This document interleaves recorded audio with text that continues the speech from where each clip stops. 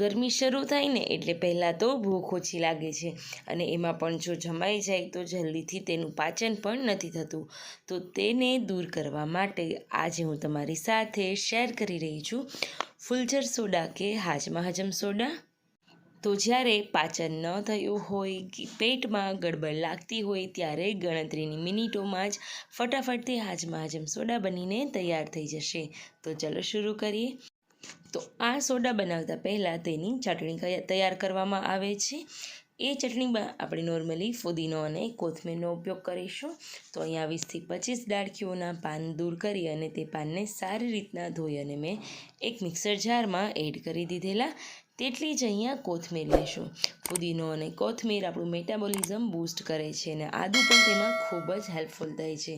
તો 1 થી 1.5 ઇંચ જેટલા આદું લઈ ધોઈ અને છાલ ઉતારી તેના ટુકડા કરીને આ ચટણી બનાવવામાં એડ કરી દીધેલા.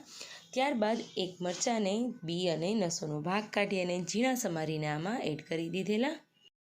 ત્યારબાદ અહીંયા 1 ચમચી જેટલો શેકેલા જીરાનો પાવડર લઈશું.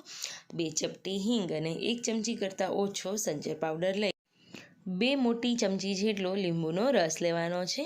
અહીંયા 1 મોટું લીંબુ લીધેલું છે જે 2 જણાને ફુલઝર સોડા કે હાજમા હજમ સોડા બનાવવા માટે ઇનફ છે. હવે જો તમારા ઘરે આવી રીતનો હિંગડા સ્ટક સોડાનો મસાલો અવેલેબલ હોય તો 2 ચપટી એ લઈ શકાય. હું અત્યારે હિંગડા સ્ટક મસાલો અને 2 ચપટી જેટલી હિંગ બંનેનો ઉપયોગ કરું છું.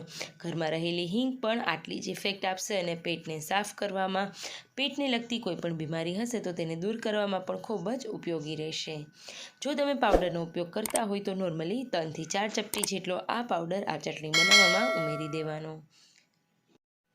તો બસ આ ચટણી બનાવવાની બધી વસ્તુઓ આમાં એડ થઈ ગઈ છે. હવે થોડું એવું પાણી અને આ ચટણીનો કલર એકદમ લીલોછમ રહે તે માટે 2 બરફના ટુકડા ઉમેરી દઈશું અને સારી રીતે ક્રશ કરી લેશું. એકદમ ચટણીમાં કોઈ લમ્સ ન રહે તેનું ધ્યાન રાખીશું. તો હવે અહીંયા આપણી ચટણીની જે પેસ્ટ છે એ બનીને તૈયાર છે. હવે તૈયાર થયેલી આ જે પેસ્ટ છે તેને એક નાની વાટકી કે નાના ગ્લાસમાં આપણે પોર કરી લઈશું, એટલે કે ભરી લઈશું, જેથી કરીને આપણી હાજમા હજમ કે પાચક સોડા આપણે તૈયાર કરી લઈએ. હવે એક ગ્લાસમાં હું અહીંયા પોણો ગ્લાસ ભરાય તેટલું સાદી સોડાનું એડ કરી દઈશ.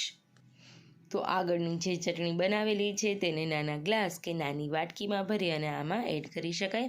જો તમારા ઘરે નાની ગ્લાસ કે નાની વાટકી કંઈ જ ન હોય તો સાદી સોડામાં 2 ચમચી આપણી ચટણી જે બનાવેલી છે તેને એડ કરી શકાય અને આવી રીતના જ પી શકાય.